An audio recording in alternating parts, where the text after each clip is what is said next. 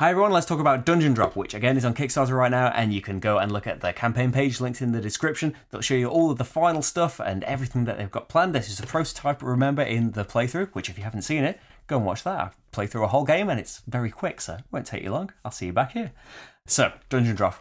I really love this. I have to admit, when I first read the rules, I was a bit confused as to what was going on, even though it's such a simple game. I was like drawing rooms out of these cubes and things.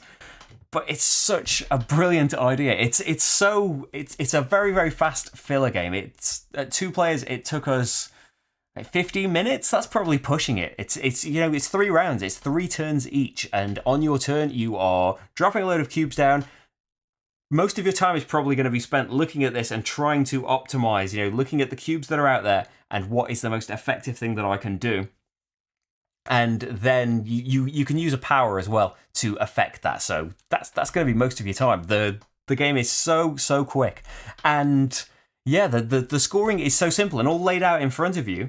But having the restriction of you can only use 3 of these pillars to form your room, that's a great restriction as well. Having the monsters in there that balance out your brilliant plan. You've seen all of these cubes in there. That's down to your personal quest. That's really nice as well, having different scoring criteria for different players. Not for everything, but for the gems, and a certain special scoring power is going to be different amongst the players.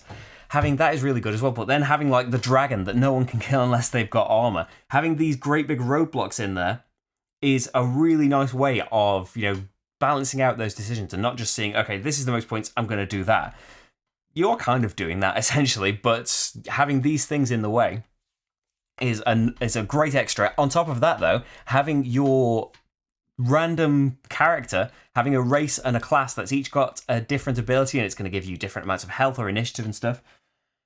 Adding those to your decision is really brilliant as well, because you might just being able to just make a normal room, but also you can grab a cube that's not in there. Or one of mine was that you can use a cube that's outside the dungeon space. You can use that as a pillar, which opened up a load of cubes that would normally be outside of it for me. There's abilities we didn't get to in the game, we didn't draw out, that let you flick cubes around and stuff as well, that can completely change what happens. For better or for worse, you might end up knocking a load of things you wanted out of the way, trying to get 1 extra gold into a room.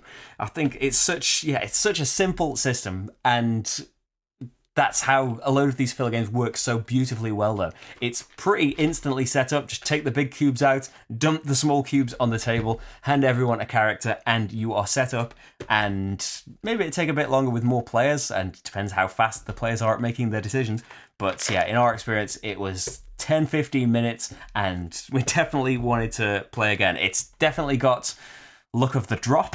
It's got some look of the draw, maybe, but all the stuff's going to come out eventually. If you really need treasure chests and the keys just come out completely separately and it's a bit harder for you to get in there, or like one really amazing room comes up and the first player manages to get that and everything else pales in comparison to that amazing first turn they had, it's a risk. You are dropping cubes on the table. It's gonna happen. It's part of the game.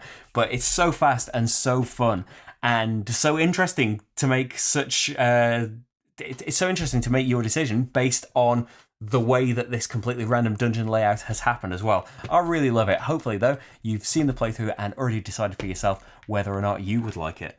So yeah, there's the Kickstarter page. If you'd like to see more playthroughs, there's hundreds of them. Tell people about the channel, the video, the game, whatever you would like, really. I'm going to go and do something else now. Bye, everyone.